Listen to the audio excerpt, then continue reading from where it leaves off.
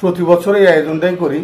হাতিয়ায় ঈদ উপলক্ষে ভুরিভোজের আয়োজন করলেন চেয়ারম্যান পদপ্রার্থী নেওয়াজউদ্দিন নোয়াখালীর হাতিয়ার ৫ নম্বর চরিশ্বর ইউনিয়নে। পবিত্র ঈদুল আজহা উপলক্ষে ভুরিভোজের আয়োজন করেছেন চেয়ারম্যান পদপ্রার্থী মোহাম্মদ নেওয়াজউদ্দিন।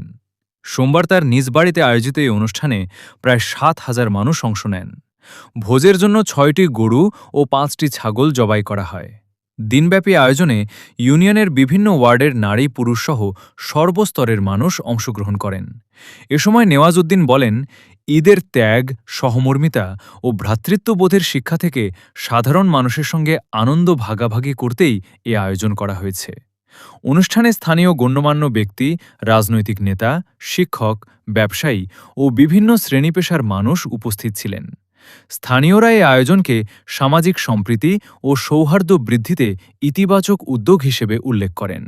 তো উনি আজকে এই ফুরিয়া সরেশ্বর ইউনিয়ন এবং পৌরসভার কিছু অংশ কিছু লোকদেরকে এবং হাতিয়ার বিভিন্ন অঞ্চলের লোকদেরকে উনি এই ঈদ পরবর্তীতে উনি আয়োজন করছে যে সবাইকে একটা দাওয়াত করবে, একটা অনুষ্ঠান করে খানা খাওয়াবে।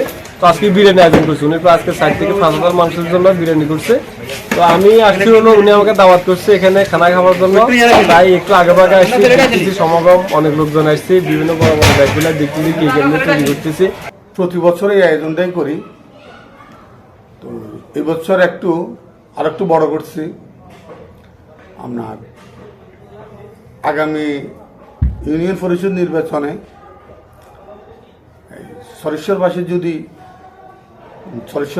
যদি সুযোগ দেয়, তাহলে হয়তো আমরা ইউনিয়ন পরিষদ নির্বাচনে সরেশ্বর নির্বাচন করব। আপনার এই আশা আমাদের আছে, যদি মানুষ সুযোগ দেয় বা মানুষ চায়। তো এই হিসাবে আমরা ফুরিয়া সরেশ্বরের মোটামুটি ফুরিয়া ইউনিয়ন আমরা দাওয়াত দিছি। যদি সরেশ্বরবাসী চাই, তাহলে আমি সবার সাথে থাকব। এই সুযোগ যদি দেয়, এটা আমি আশা করি সরেশ্বরবাসীর কাছে।